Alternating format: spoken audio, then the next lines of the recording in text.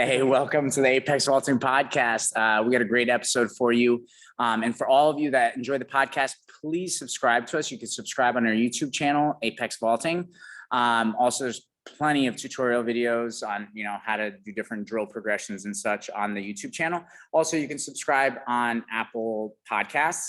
Also, if you want to leave a comment or review on either of those, that would be great. And if you want to follow us on the rest of our social medias, I'm sure, Calvin, you have to have your notifications on, right? Every time I post something on the Instagram. Of course I do. That's a club requirement. Like if you go to the club and you don't have your notifications, I don't care if you're in class, at work, you need to stop what you're doing and check out what I posted. On the highway, pull over. Pull over. That's probably safe. That's the safest, but I know some of you might not have that kind of time to wait. It might be trafficy, you just gotta watch it while you drive.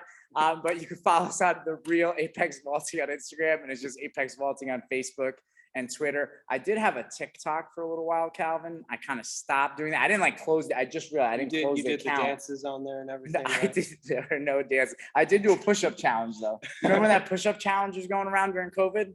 I did do that on there. But I have not been on TikTok. I apologize. And as always, if you have any comments or questions, please feel free to reach out to us. Email us at apexvaulting@gmail.com.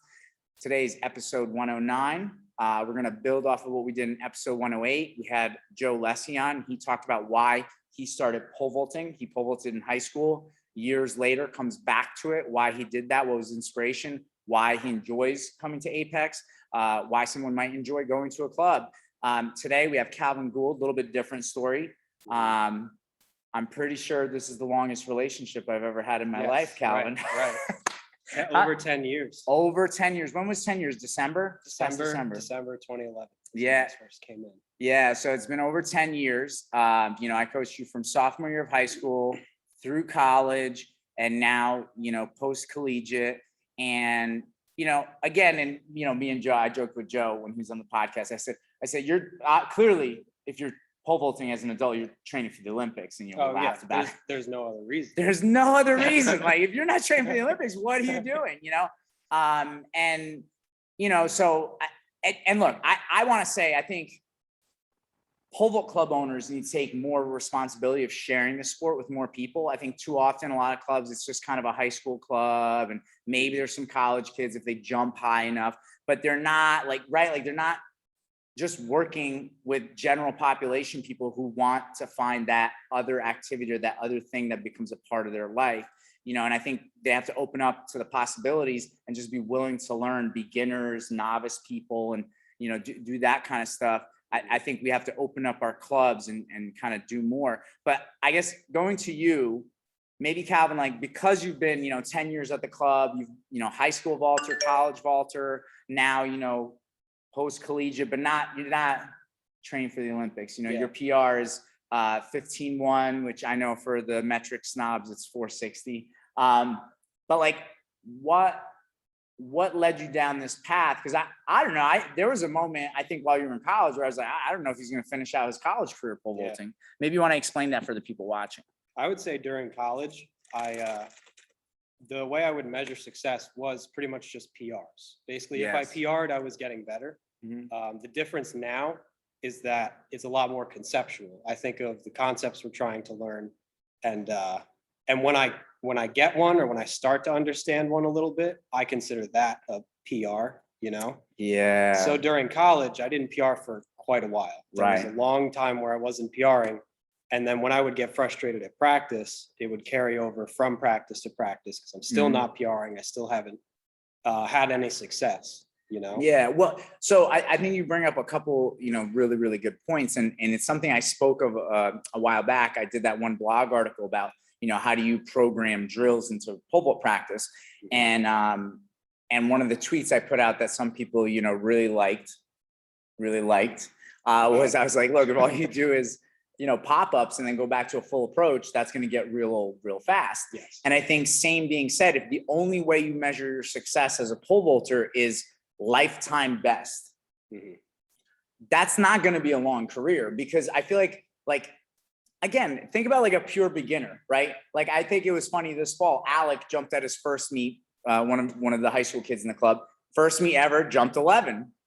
I was like, oh my goodness, Alec, if you could just PR half of that next time, you know, we're on a good. It's only half. Yeah. I'm not even asking for another 11 feet. That would be 22 feet. It'd be ridiculous. But if you could just add, you know, 5.5 feet to, you know, which obviously that's ridiculous. So every time you PR, that percentage that you could PR by goes down. You know what I mean? Like you're not going to PR 7-8 feet every time you PR.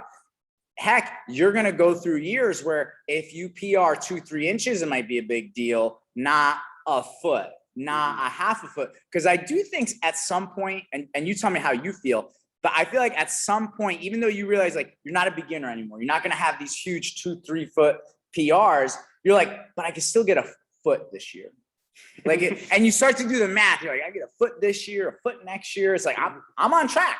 I'm on track for X number. And it's like, you don't quite realize how maybe unrealistic that is. Like, take us through that. Like, what was your, like, besides just only measuring success by your PR, what was your mentality going into a year? Like when you were in college, like what were you hoping to achieve? You know what I mean? Yeah, I think when I first ever jumped with you, my PR was 12.6. And then I think I jumped 13.6 the year after that. So I was thinking pretty much exactly that, like a foot per year. Right. And I was like, yeah, so like, you know, senior year of college, if I jump 14.6 out of high school, it'd be 15.6, 16.6, 17, and then 18.6. Yeah, 18.6, easy. Yeah. So, you know, that Simple gives you as that that. wiggle room of one more year if you get to 19.6 and then you could go pro. Then, because you don't want to jump after college for more than a year. Because like, what a waste. What a waste.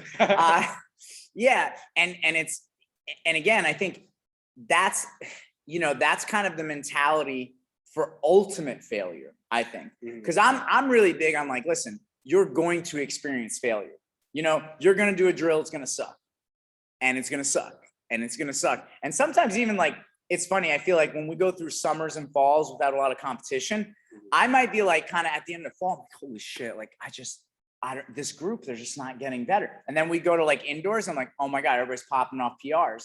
And then also when I watch our group versus maybe some of their peers from other coaches, other schools, other clubs, I'm like, oh, we're doing okay. Like we are making progress, you know. But like, I think you do have to fail. You have to go through failure. That's important. But having the mentality of PR or bust, that's a recipe for disaster because you're going to be really upset most of the time. And so you have to have other things that you're trying to get better at. And I think what you're describing as a mentality of like a conceptual thought process, like go deeper into that. Like, what do you mean? Like, what do you maybe currently, what concept are you trying to currently figure out for yourself? And how does that make going to practice, let's say, more desirable or more exciting? You know, how does that differ from your mentality back when it was just chasing PRs? Well, perfect example would be last Thursday's practice we just had. Okay. Where it wasn't really great. It wasn't bad. As far as my bad practices go, it was nothing like my bad practices back in college. Yeah. But in college, I probably would have taken that bad practice and let it carry over following into the rest of the week versus we had thought, like I had talked to at the end of it, we were talking about like, I wasn't really feeling takeoff. I wasn't doing this, doing that. So rather than carry the negative feelings into practice, I carried what I needed to work on into the next one. And then we had a really good practice after that too. Right. No. And I think that's kind of like when you start to chase concepts and mastery of skill, you know, now that's kind of the pattern, right? It's like you kind of go from those like bad practices and you go, oh, okay, this is what we really got to work on. Because let's be honest, if you have a bomb practice, it's awesome. There's not much to talk about. Yeah, it was like, dude, killed it. Good job. And it's like, what do we do next practice? I don't know yet. You wait for something to go wrong. Yeah, right. So, and it's interesting, right? Like just recently, Louis Simmons from Westside Barbell, you know, he just passed away. And one of his things that he talks about is like the way they do their exercise selection there for their athletes, right? Like they're trying to PR in powerlifting too. We want to PR in pole vault. They're trying to PR in deadlift, squat, and bench. And so it's like when you fail, which what does it take? It has to take attempting a PR. When you fail at that PR, that's where you start to realize, oh, okay, we need to do more of this exercise because you failed at this point of the lift, which means that you have a weakness here. So it's kind of the same thing. It's like if you have a bomb practice, everything went well, okay, but it's like you kind of have to go to that meet or not do something well at practice, like not wrap the bungee, not clear a crossbar, whatever, to be like, oh, why didn't you clear? Oh, this little thing is happening. And now that gives you kind of like the springboard to what to do for the next group of practices to go back to having a good practice. Yeah, I think that's a lot more sustainable too, versus Yes. like missing a bar rather than missing a bar and thinking, I didn't PR, this sucks, this meet sucks. Right. Now you miss a bar, you look at this jump, you see all the things you need to work on. You basically have like a to-do list. Yeah, you have a something- blueprint. Yeah. And Yeah. that's more sustainable because now you're looking forward into like, oh, this is gonna be great once I fix all these things versus like, Mhm. how many more meets do I have to PR before the end of the season? You know, Yeah. conference is coming up. Oh man. So I mean that's another thing too that you definitely need to speak on is that thought process of like when you are in high school and college, I think sometimes you feel that pressure of like, oh my God, I got to be ready for conference. I don't want to let the team down. I don't want to lose to so-and-so, or I want to beat this guy, or whatever the case may be. Maybe your girlfriend says she's breaking up with you if you don't PR. That could be a lot of pressure. Could be it. Could be it. So, it's like you do have that kind of pressure. What can you speak to that and how you feel now? Because I've heard you talk about it with other people that you jump with. Well, it makes practice a lot easier makes it a lot easier to learn during practice, where I'm not sitting through the whole practice thinking I should be a higher grip, higher pole, like this is too small. I need to be on a grip that I can jump something high at. Yeah. Versus now I can take my time during practice. I can think about. You have more patience throughout a practice. Yes, yeah, patience. And what I found too is like where like let's say in the past, because sometimes the way I do things at the end of a season, now we're starting a new season, I'll sometimes be like, all right, we're going to really go down grip and pull and really work on something technical. You would sometimes be like, we don't have time for this. Like, I can't go, what are we restarting the high school? Like, I gotta build off this. Like, I'm hoping to be I was on the 15, 80, 85. I need to be on the 16, 80, 85, Yeah. And the thing is now I've noticed like when you practice, it's like, sometimes we might be on that baby puller grip and all of a sudden you start no touching a certain bar that you're like, oh shit, I didn't even know I could do that. Like, that's awesome. Now, because the thing is, it's like your legs are going to be fine. You're going to get on bigger pulls and grips. But now if your technique is more refined, you're going to jump much higher, even on average pulls and grips, Something I wanted to talk about too, especially, being that you're an engineer, right? Do you want to explain what kind of engineer are you? What kind of stuff do you work on? I'm a structural engineer. So Okay. I design buildings and bridges. Okay. All right. To put it. So like, what's the margin for error? Like, is that? It's pretty low if you really don't want anything to go wrong ever. Right. Right. No, yeah. So I was kind of explaining this concept, and I think if people think about like skill, mastering skill, building a good jump. I told someone at a meet yesterday, I was like, okay, if you're only going to stack cardboard boxes 2 or 3 boxes high, if it's like off on the corner a little bit, you'll be okay. You'll get away with that. You'll get away with that. Right. And if you think about the boxes, right, in this analogy as like years of vaulting, 2, 3 boxes, you'll be a little off. It's fine. People are not going to be too upset. You'll be okay. Right. Like if you're just like going to stop jumping after high school or college. Right. But the thing is, the higher you want those cardboard boxes, like in your profession, the margin for error becomes so small because if from first to second box, the edge is a little bit off and the next one's a little bit off.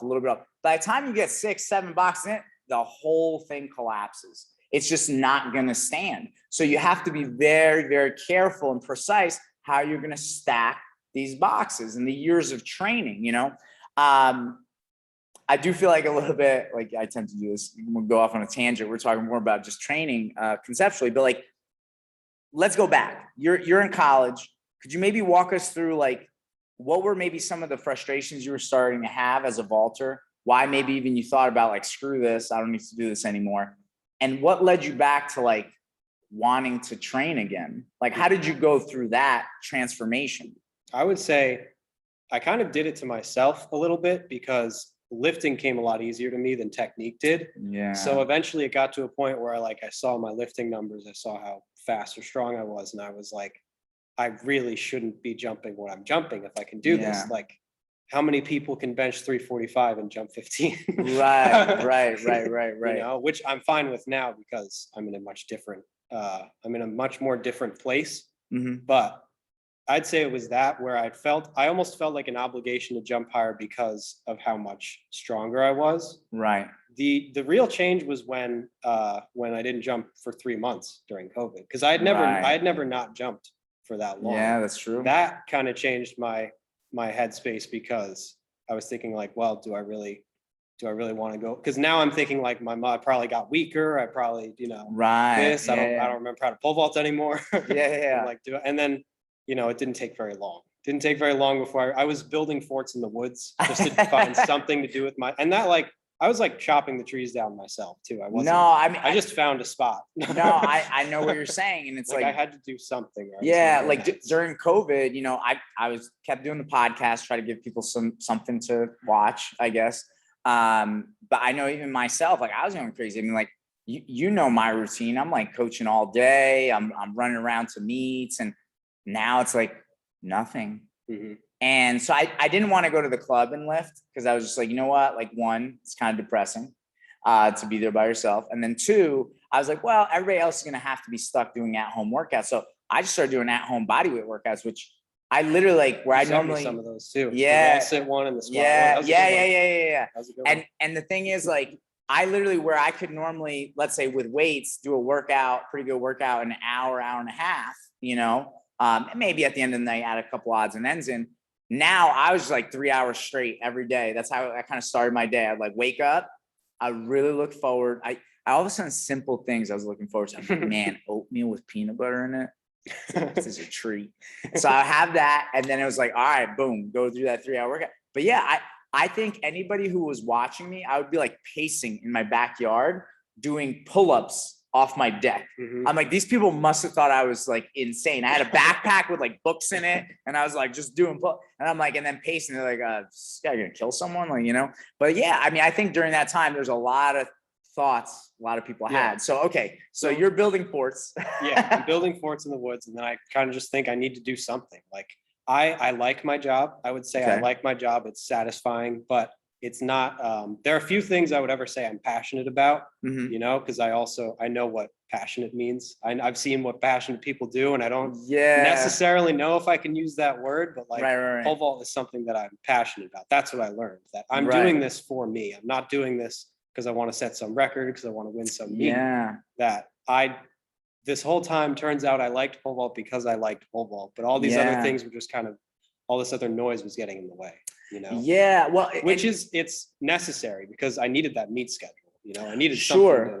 No, so it's very interesting, because I think, like you said, we sometimes toss around these words, like you say, passion. Oh, that person's passionate. Are they, or do they like it? Yeah. Right? There's a difference between liking something and being passionate.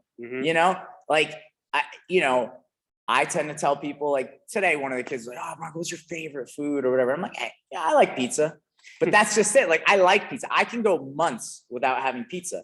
Whereas that guy who owns a pizzeria, he's passionate about pizza. This guy is making it every single day. I mean, like, it's just so funny, because like last weekend I did happen to have pizza. I'm sorry if I'm letting anybody down. I had a cheat meal. But like, I went to this one pizzeria, and they do a really good job. And I got to talking with the guy, and the guy's telling me the type of cheese they buy and where it comes from. And he's like, I'm like, this guy sounds like me talking about pole vault. Like, it was amazing. We hit it off, like we were having a great time talking. But like that, there is a difference of passion. And I think sometimes like you could get caught up on like trying to make mom and dad proud of you, trying to make the team proud of you, trying to make coach happy. I'm sure there's sometimes maybe you even felt like, man, like, I really want to jump high because, that'll make Bronco happy or whatever. And that's all nice. I think all those things are nice, but at the end of the day, I think you're right. You have to do it for you. You know what I mean? And that's something even for me as a coach, like I do ultimately feel an insane amount of responsibility for everybody that jumps here. And I want to help everybody, that being said, it is my passion, and it is something that makes me feel fulfilled and happy. You know what I mean? And that's why I do it. And I think that's amazing that you got to that point where you found that, you know what I mean? Because even now, when I think about when I think about how much more there is for me to learn in pole vault, Yeah. you know, like I'm never going to get to the end of it. At least I don't think. If I do, great. Congratulations to me. No. Well, I'm going to go back to what you were saying, like when you were in college and you're like, wait, like my lifting numbers are easy. This is the easy part, is the lifting, right? I could just, bench away or squat away and just grind through. It worked for a while. Right. Really well, also you'll reach the limits of that. That you will get to a certain point where some of those numbers is gonna be really hard to push, because we talked about like the concept of like, because we're similar size and shape. It's like there are certain numbers that like, okay, maybe your best is this, but if you can still hit this is still pretty legit, especially taking into account like life situation, which I want to go into that in a minute. But like, I think, yeah, you might look as a pole vaulter and be like, you know what? Like I'm eating right, I'm sleeping right, I'm training right, like my numbers are all good. Why am I not PRing? Well, technique is different. Yeah. Just because your squat goes up, your technique doesn't get any better, and vice versa. Even if like, let's say, right, you start to deep dive and you really through the next few years, like really figure out a lot of the technical stuff and you become like the black belt of pole vault. Fine, you got the skill part. How's the strength and speed going? Right? Because it all has to blend together. And that's why I think sometimes too, like when I look at certain athletes that have come through this gym that I think I really like have fond memories of certain particular years or seasons where I'm like, wow, things really came together for that person's training. Or even when I look at the professional level, when I hear like, because I'll get to hear how certain people train, how hard they work. And when I see certain things come together, I'm like, wow, that's really special. Like you're watching something special, and that's why even like, if we go outside of pole vault, like when you think about someone like Tom Brady, that the guy's in his 40s and he's still one of the best. It's like what gets that guy to get up and do it again and again and again? You know what I mean? Yeah, I don't know. So to me, yeah, it's amazing to start to chase all those different variables, because I do think when you're kind of like in certain points of your career as a pole vaulter, whether it be high school, college, or post-collegiate, you sometimes lean on one variable and be like, I don't understand. Let's say like, okay, some people go down the gymnastics rabbit hole. They're like, I don't know. I don't get it. I'm putting 10 hours a week in gymnastics. I still can't jump any higher. It's like, well, that's just one variable. Well, I'd even say that now it feels like I'm more casually pole vaulting. It feels like I was more serious about pole vault in college because my diet was like routine. It was the same thing every day. Yeah. I was lifting 3 days a week here, 3 days a week at school. Yeah. Now I lift 3 days a week max here. Right. Mm-hmm. And sometimes I even have to skip out on things if I have to get home in time. Right. I've got to wake up early for work or something. But it feels like my jump has gotten better, even though I've backed off. I backed off training wise, but I put a lot more effort now into. Well, okay, so that let's talk about that, because being that like you said, like you were very, very serious in college, and I'm actually as a coach, I am so like honored that I think so many of you guys that not going to go to Olympic trials, there's nothing like that, ahead of you. But I've had so many of you guys that have taken it so seriously. We're like diet on point, sleep on point, training on point, technique on point. Even if you didn't master something, maybe you're not so working much towards, right? But like all these things are, you guys are working towards. How did you like mentally figure that out or come to terms with the fact that like, okay, I can't put the same set of hours in training anymore. I can't, and how do you juggle, I guess the rest of your life and pole vaulting now, and how does it all meet and how does it fit in, and does it benefit you? Or do you feel like it negates? Because I think maybe at certain points you probably looked at pole vault as a negative, like this is taking time away from me and my girl. This is taking time away from me and my friends. This is taking time away from maybe my studies. So whatever the case. Now, is it more of a positive? And how did you juggle all that? And how did you come to terms with like, okay, maybe I can't train the same way, but I still want to do this. Why? Yeah. Well, I want to do it because I can't do anything else really. I have to. I need to do something, and this is the thing I enjoy most. But I'd say I definitely in college I would never give up practice for anything. Like something really had to go wrong, something had to be really important for me to miss practice. And I think that contributed to why I was so pissed, like because I'm missing all of these things to go to practice and make sure I can PR, and I'm not PRing. Right.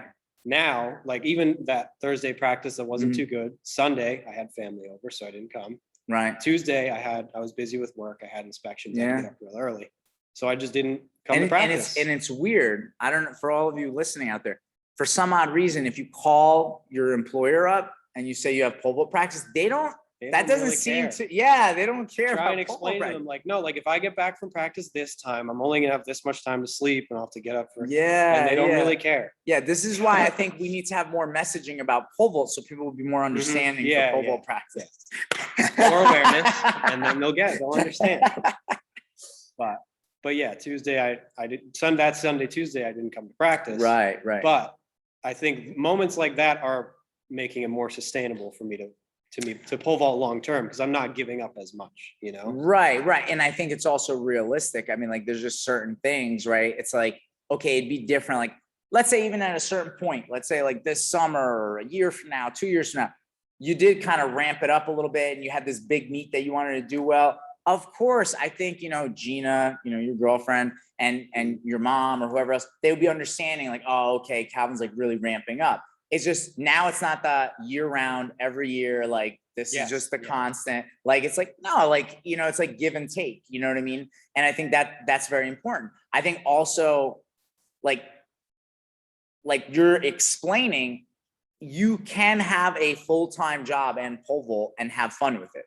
If you want to argue that you can't go to the Olympics, maybe. I don't know, but I think you could for sure pole vault, enjoy it. And it could be that something that makes you look forward to like every Tuesday night or every whatever night or every 3 days a week, whatever the case may be for the person. But it is something that I think could be very enjoyable and fruitful and give value, Yeah.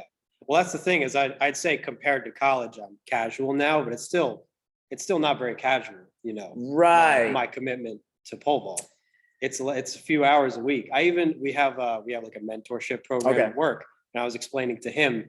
I was talking about pole vault with him. Right. And he's like, oh, I told him, jump for about 2 hours between drills and everything, and then lift for like an hour and a half. And he's like, oh, so you probably do this like once a week. Right. Well, and listen, I think for some people, if that's what they can handle, and that's what they want, I think that's great. But I was going to go more towards the fact that it's like, I think as you age, and I think that the problem is because, I love the fact that you talk about mentorship, right? I think there's a lack of mentorship in the pole vault community because it's like, everybody's always talking about like breaking the national record for high school or college or trying to get to Olympic trials. What does it take for the Olympics? And it's like, that's great. It really is. That being said, I think we also have to have mentorship for like the people who want to keep jumping, but cope with maybe not being able to train the way they're used to and a different way to see it. Because I think learning how to compartmentalize things in life in general is huge. Yes. Like when you're at work, guess what? You're not fighting with your wife or husband. You're at work. You can deal with that fight when you get back home. Like you're at practice, doesn't matter if you have a meeting in the morning. If you've prepared and there's nothing else you can do for that meeting, then you're at practice now. Focus on practice. And the more mature and adult you become, you have to learn these tasks. Like I can't tell you how many times like something crazy has been going on in my life. And Calvin Hartman, this is Calvin Gould, Calvin Hartman would be like, Bronco, like, oh my God, I had no idea. Like, I don't think anybody would know that something bad happened to you. I'm like, well, yeah, I'm being a professional. Like I'm here at practice. I got to coach the people. Like I can't, what am I supposed to just like be upset and angry, even though like these people have nothing to do with what's going on in my life, I think it can be good for you too, to get your mind off of those things. 100%. Not so much just bottling everything up, No, yeah. Like I just like stuff it down in there. Don't give yourself time to cool off and then think about it with a clear head. Yeah. But it's like being able to compartmentalize is so important, because even let's say if we we go back to like high school kids. There's sometimes kids are like, oh my God, I have a big exam coming up. I'm like, cool.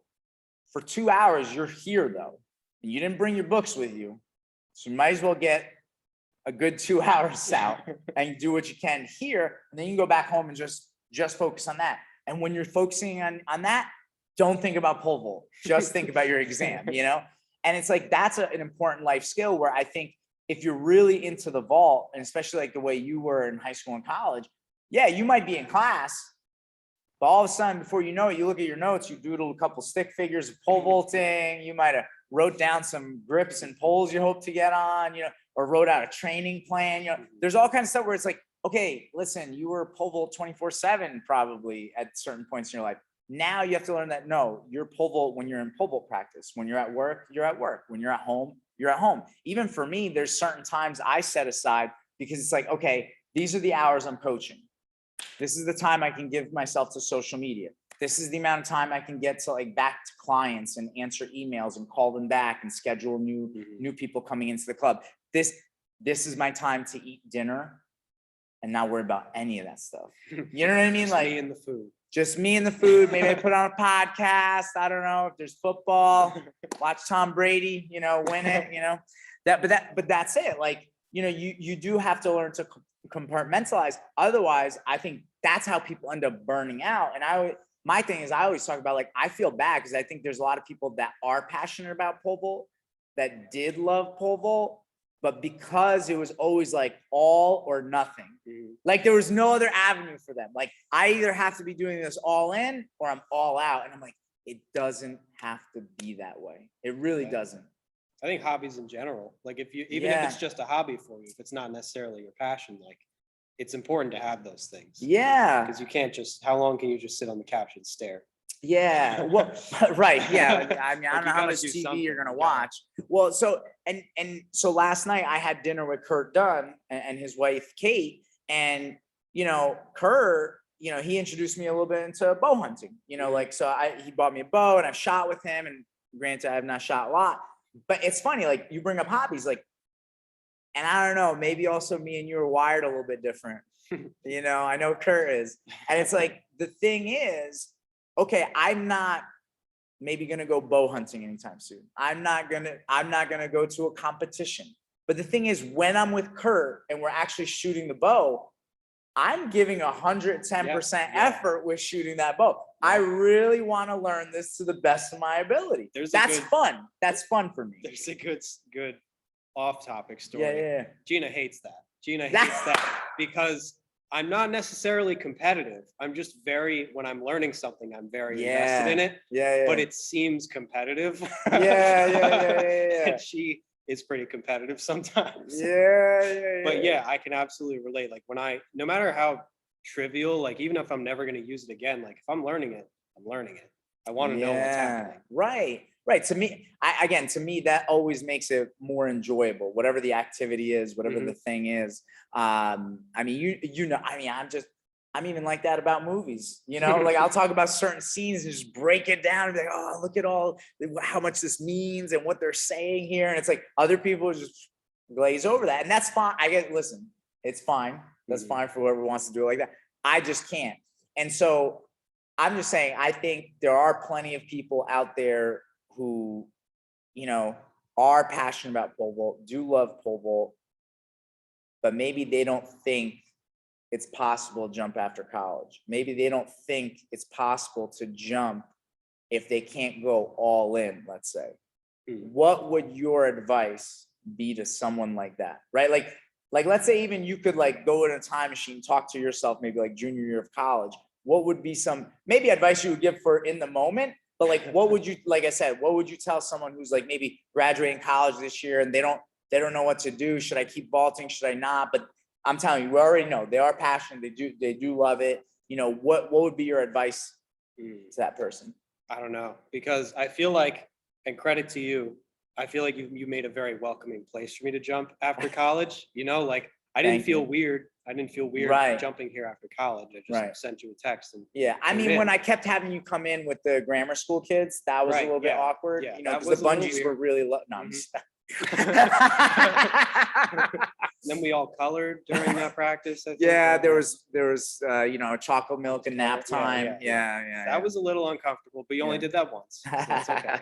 But That's a joke for everybody yeah, listening. that did not actually happen. But it never felt weird to come in, Mhm. after college.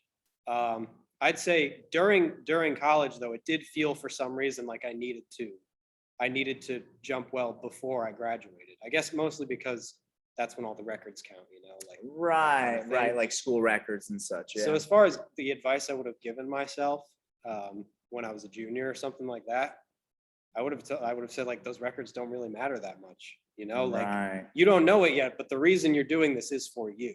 You haven't quite figured it Yeah. out yet.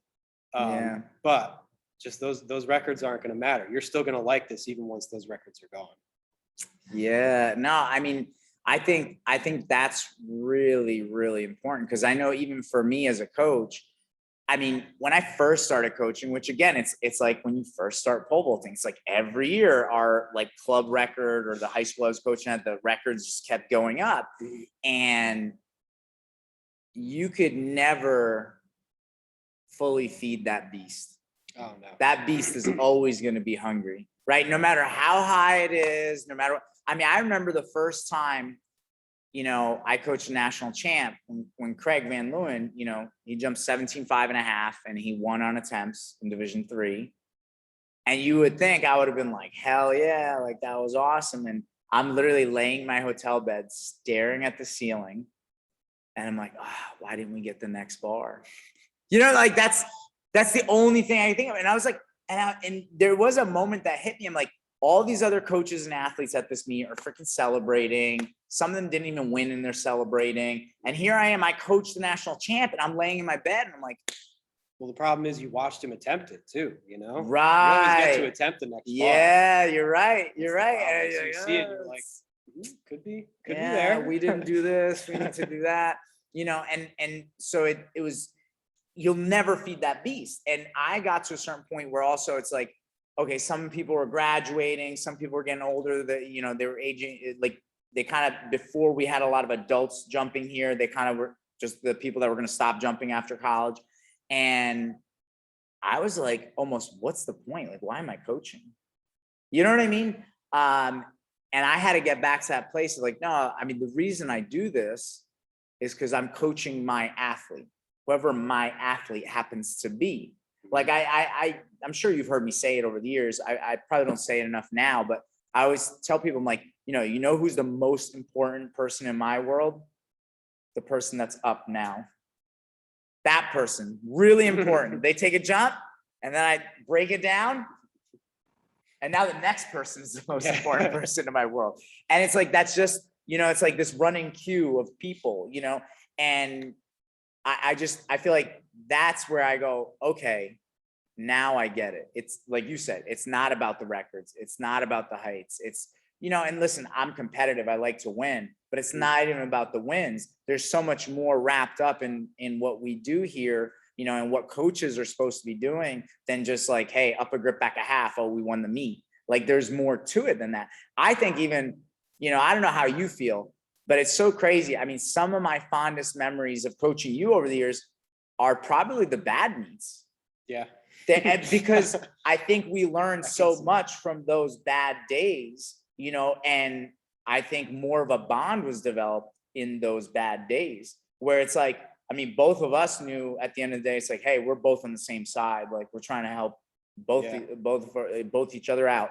And I think that's really cool where, man, if all you're chasing is the records, like you said, or the PRs, it's like, you can't really have that. Well, it's never going to be enough.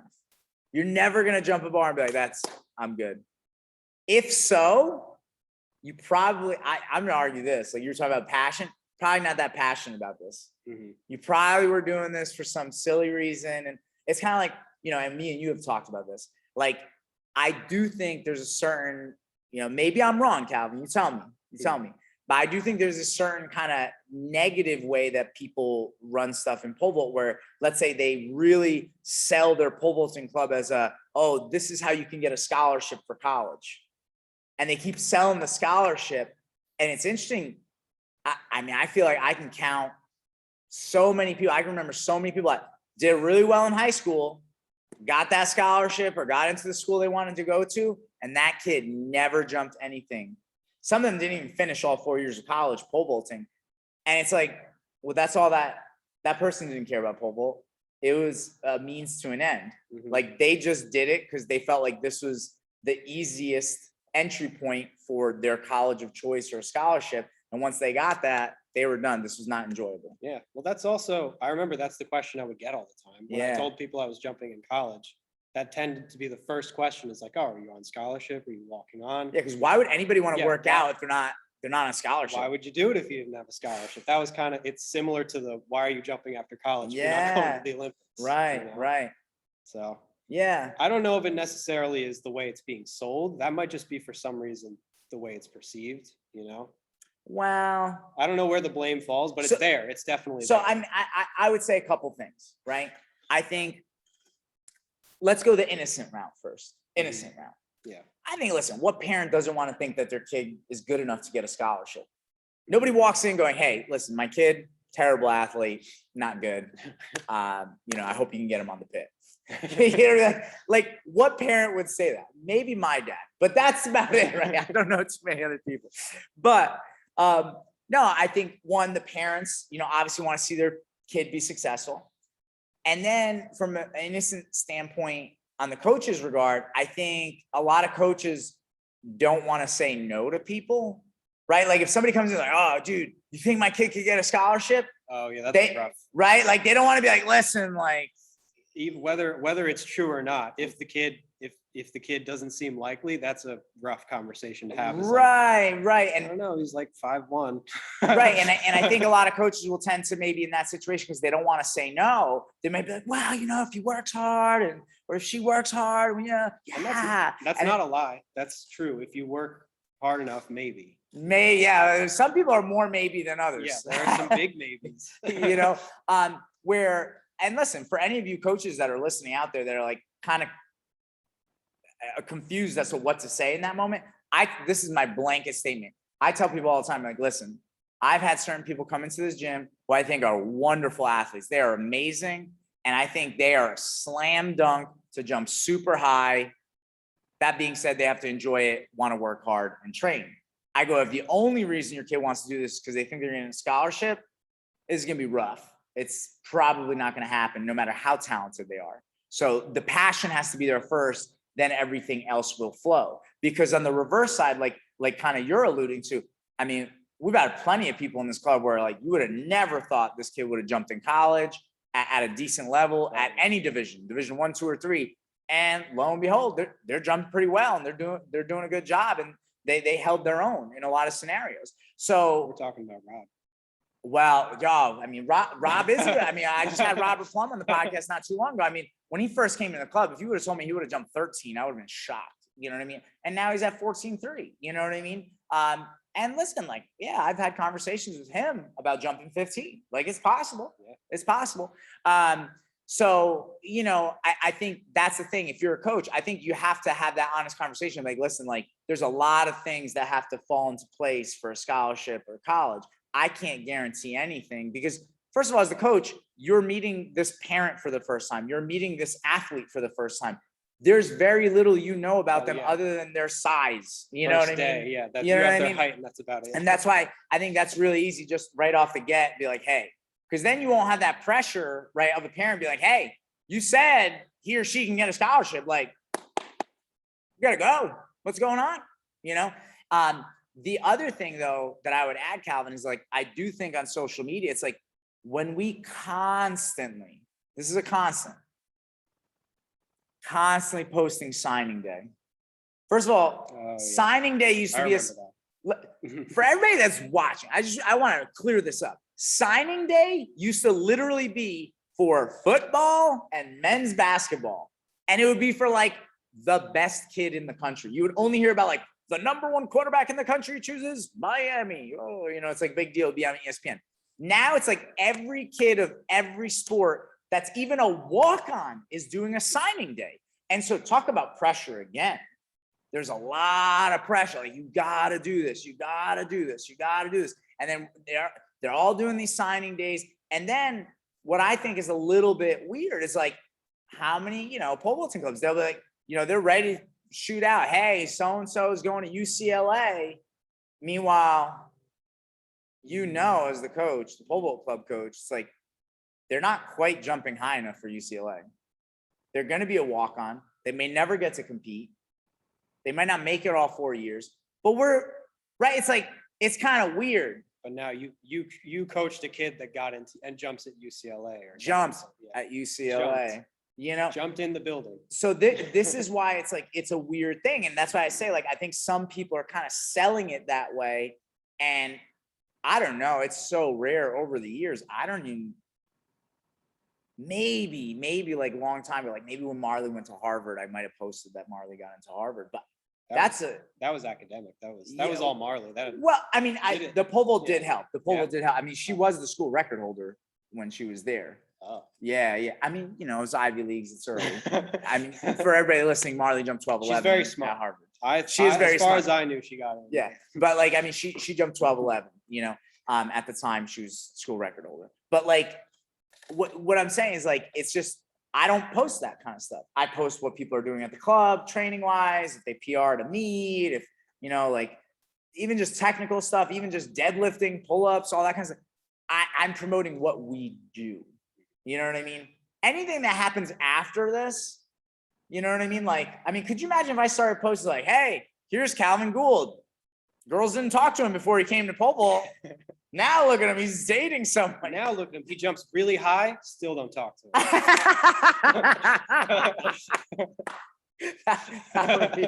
that would be more like something I would post. Like if I was really tight with someone, I'd like bust their chops. But yeah, so I don't know. To me, that's why I feel like that's why it's a little bit tough when that's how the sport is a little bit promoted. I think going back to something you said, and this ties into the way even pole vault clubs promote themselves. Why would you say it's so inviting at Apex? Like, what are you insinuating? Other places are not welcoming? Like, what do you think? Well, I guess I don't know. I don't don't know for sure because I've only ever jumped. Right. You know, I just never felt any hesitation about it. I never felt like you like once I'm out of college, like that's it. You're not supposed to. Right. And plus, I mean, you talk about it all the time, how like you're trying to get more people to jump after college. Right. Yeah.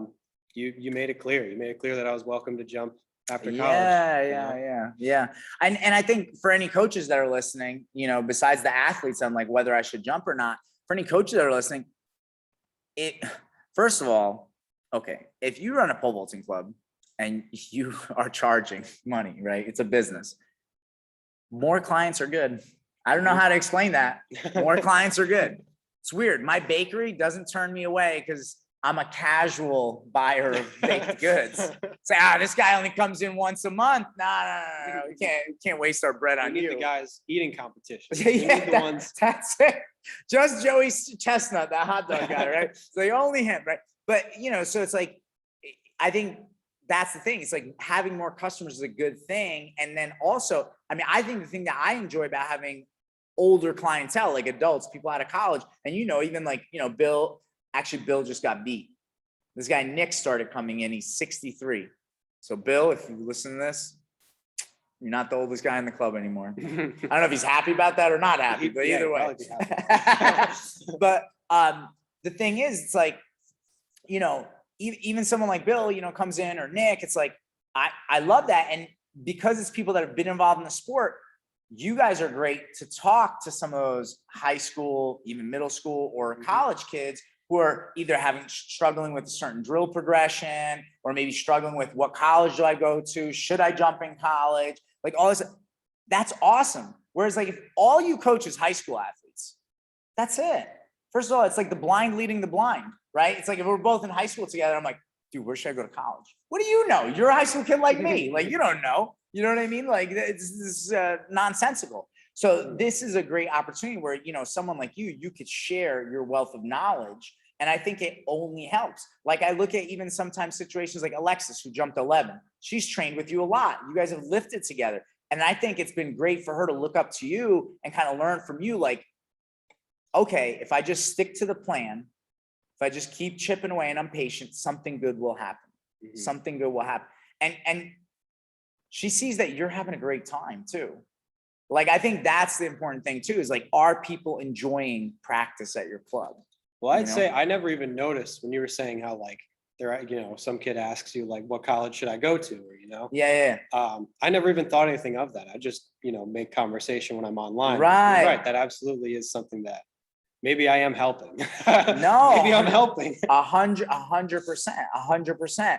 And that's, But it's fun, you know, it's Yeah. not like it's part of what makes it fun is that I can talk to everyone and, you know. right. And so, I mean, something that I try to talk about a lot is like being of service to others. And that's the great thing too, as an adult pole vaulting in a club, you could be of service to others. You know what I mean? Whereas when you competed, it was kind of about you. You're trying to jump high. It's you. Now you're online. You're trying to help others. You know, you're trying to help them out. The kids have come up to me with questions too. They've been Yeah. like, hey, when he tells me this, what are like, Yeah, what does that mean? Or how should I think I didn't about think it? anything of this. Yeah. That's a pretty Yeah. crazy, Right. crazy thought. Right. And so this is, again, for those of you who are like, should I jump after college? You know, should I train as an adult? I think one, you know, it's like if you enjoy it, you should. But two, there's all this other stuff that starts, like you said, you don't even notice, but it starts to happen where now it makes it even more fun to be a part of that atmosphere. I know we've been talking for a little while, so I know I don't want to take up too much of your time, but I do want to ask this one other question. How do you view coming in now, especially like, again, you have a full-time job, you know, you got the girlfriend, family, juggling all this stuff. How do you view coming to the club now in that environment versus where maybe sometimes like when you're in high school or college as an athlete, it's like you got class, you're trying to pick a major, you know, maybe you're trying to meet a girl, like whatever. It's like, you know what I mean? Like you're trying to juggle all this other stuff. And it's like, sometimes, you know, how does it fit in now mentally? Like, is it a more positive thing? Stress relief? Like what would you say? Maybe, is there something maybe that you haven't stated already that now that I'm like, you know, asking the question and you even thought about, you know, helping other people at practice, there's something that comes up? I would say like, I never noticed that build up, I guess, of like, I need to go do something. I never like noticed myself getting that, I guess, because I've been on it so long. Right. It's just a habit. Yeah. So it feels relieving. It feels relieving because now I notice that build up happening where like, I need to do something. I need to refine something. That's what it really is. Like I come here and I'm like, I like the microscope out and we're like refining the jump, you know? And it's satisfying, you know? It's a similar satisfaction I get from work when we're like putting together plans and stuff like that, you know, where you watch this whole thing develop from start to finish. There's some need that I have to do that. I'm not sure what it is, but I have some need for that. And if I don't do it, I slowly like start to explode. Well, I think, you know, like I talked about being of service to others, but it's like that idea of like having a purpose. I think oftentimes it's real easy, like, you know, going back to the person that's graduating college. And, you know, I always told you, even while you were in college, I'm like, I just wait 6 to 12 months. I'm gonna get that phone call. You know, the person's going to stop by the club, you know, because like they don't know what to do with themselves. Because you've had this thing that was a big part of your life for so long. That was kind of the rock in your life. It was a routine. Yeah, I was like, okay, if nothing else is going right, I can go here. And, you know, even if I don't PR, like I know all the drills. I know how to do things. I'm top dog there. I can, you know, kind of do my thing. And that goes missing. And I think, you know, for you, you have a job that is satisfying. But speaking to people out there, listen, I get it. There's a lot of people out there. You got a job. You need to make money. You got to put food on the table, put a roof over your head. It might not be a satisfying job. You may not enjoy it to any level.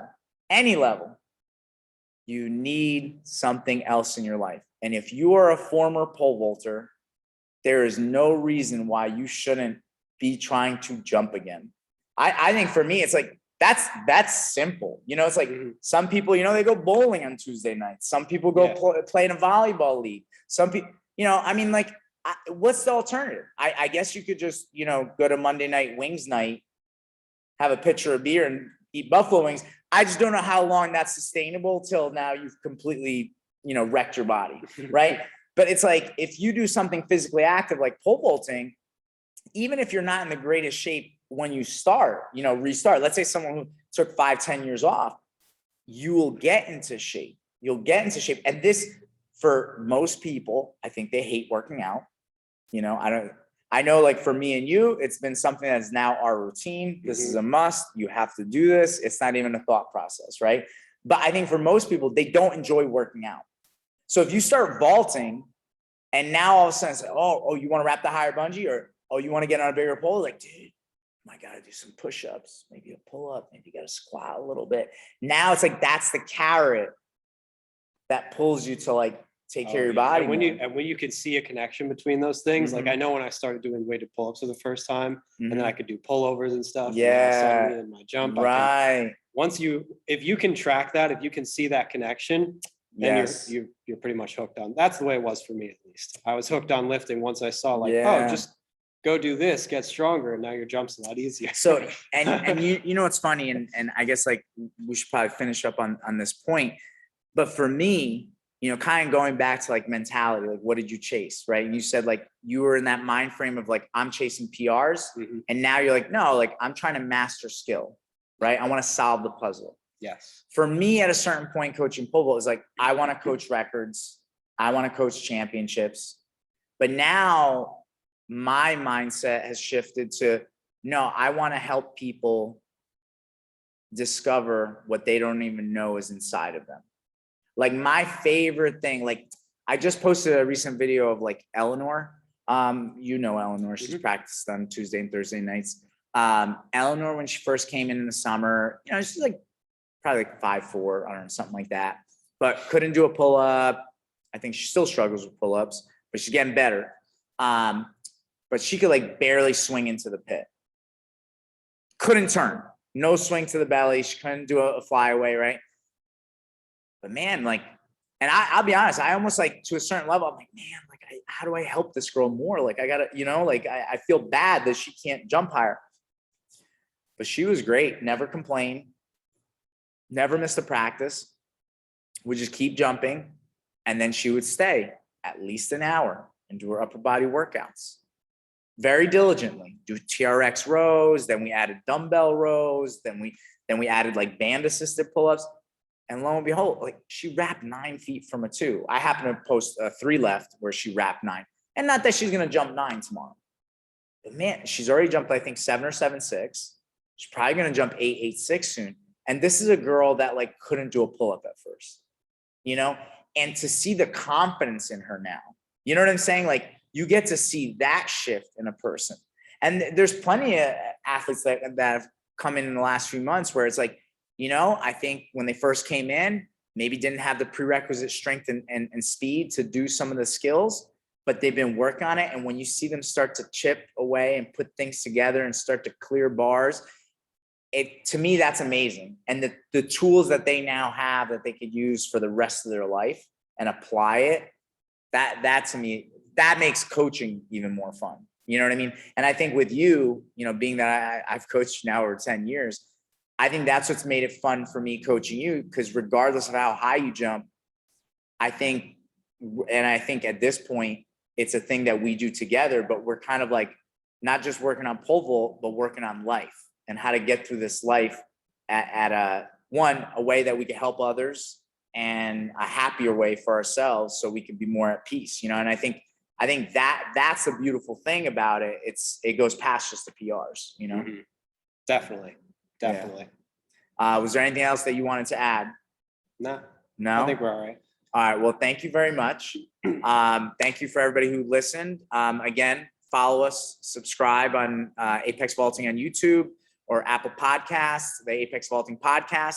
It's the Real Apex Vaulting on Instagram and Apex Vaulting on Facebook and Twitter. And if you have any comments or questions, please reach out. It's apexvaulting@gmail.com. And, thanks again.